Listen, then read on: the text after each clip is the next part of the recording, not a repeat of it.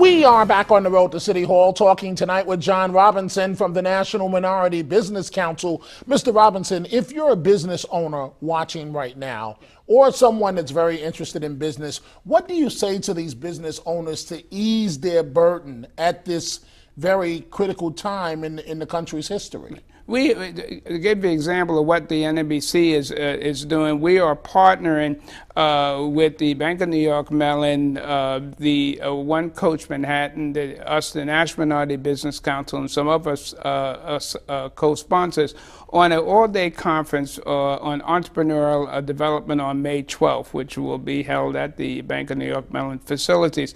And this conference will give them the tools that they will need to stay in the game and to survive what's going on. Will help them refocus their business if they need to do that, refocus their business plan, refocus their marketing plan, and to be able to go after a new customer base. One thing that a lot of entrepreneurs may not realize is that the largest consumer of goods and services in this country is the government. Even though with all the things that's going on in the government at this moment, they are still buying a tremendous amount of goods and services. So we would encourage entrepreneurs to look at getting certified by the Small Business Administration 8A program, looking at the GSA, General Services Administration, for possible purchases, and other agencies like the Department of Transportation, like the Department of Defense, and the Energy Department, which is going to be very big in our future.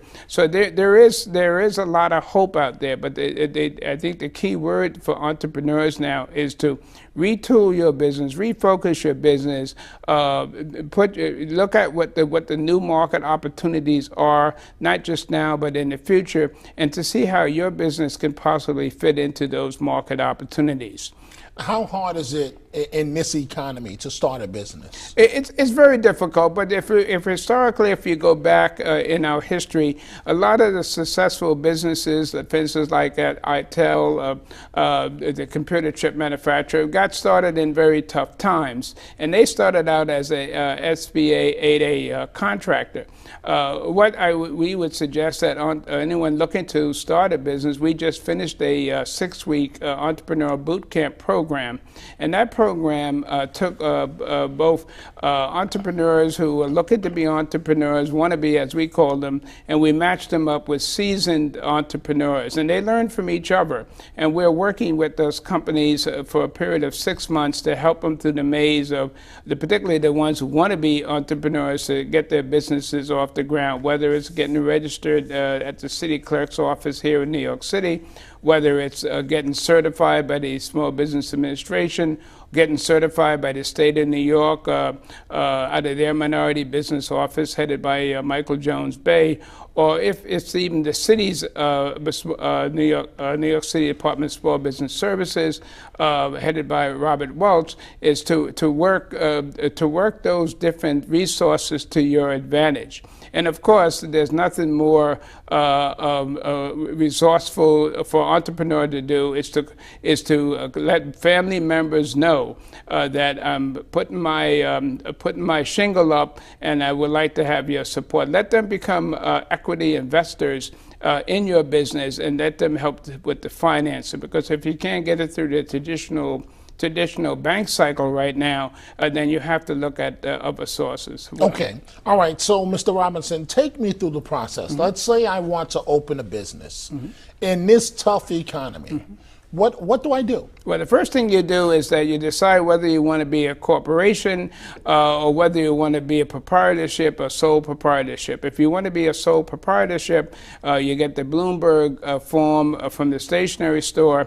You fill that out. You come down here to the city clerk's office and you get that certified. You take one copy to your bank and you open up a bank check. So you can have a bank account in that name, the company's name. Yeah, absolutely. Then you get yourself some stationery, your business cards, you do your market research. Let's say you want to sell recycled business chairs to to small businesses. So you do your research, you go to the business journals and other things, and go to the business research library here in Manhattan, and you see who are my potential customers. For instance, at library you can get a list of thousands of small businesses who may have a need for either new furniture or refurbished furniture. And if your market's going to be the refurbished, then maybe, instead of me as a business owner, I can't afford a $500 chair, but maybe I can get a refurbished one for $150 and fix my office up.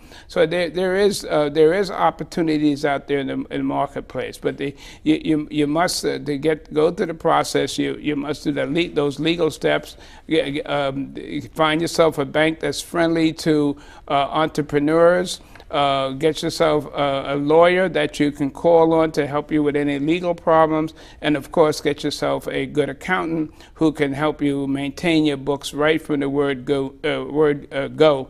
Not when you're doing $3 million and you decide to get an accountant. You need to get an accountant when you have little or no money, and you can structure that financial model properly, and that will accommodate growth and development over the years. So it is possible to do well, even though it's a very tough economy. It's possible to get out there and get going. To say that you're going to be able to fight against this current economic downturn and make millions, perhaps you have to scale back your projections a little bit. But there is opportunities out there for entrepreneurs to stay in the game. There are still new, when you look at the statistics, there are businesses that are still being formed. There are businesses that are incorporated. There are businesses that are doing what we call IPOs, initial public offerings.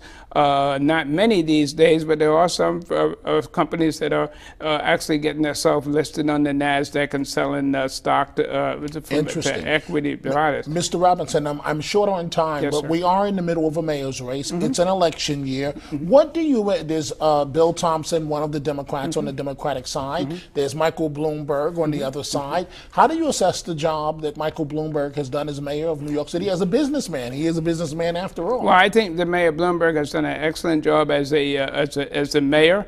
The courts have decided that he can run for the third term. It's up to the people to decide whether they want to return him back to office to continue the fine job that he's doing. Bill Thompson, our city controller, has also done a tremendous job. I think all of us know that sometimes there's no substitute for experience.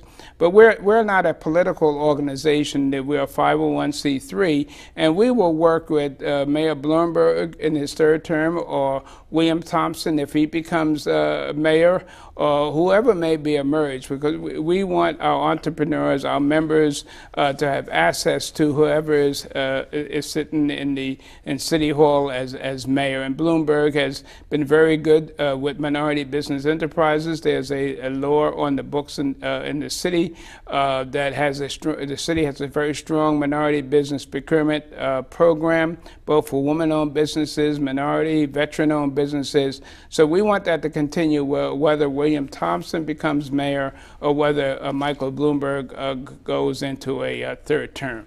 Well, we thank you very much, John Robinson, from the National Minority Business Council, for joining us tonight. Again, we wanted you on because after watching you at some of your events, major players in the business community, the Wall Street folks are a part of your events. So Yes, we wanted to listen to you, to what you have to say. We look forward to chatting with you in the future to get your take on how things are going. And thank you very much for the award. Oh, and thank you, Mr. Robinson. Thank you for having me. And of course. We welcome the opportunity to be able to share some of our experience with your viewership. And we urge entrepreneurs who are out there looking for assistance to come to our conference on May 12th. Okay. Again, go to our website to register. And of course, Mr. Carter, we'd love to have you back again as our luncheon MC on February 25th. Well, the website is up there, and so Yes, we sir. thank you very much. Thank you. On that note, it is time for a break, and I will be back with the results of tonight's Snap Poll. Stay with us.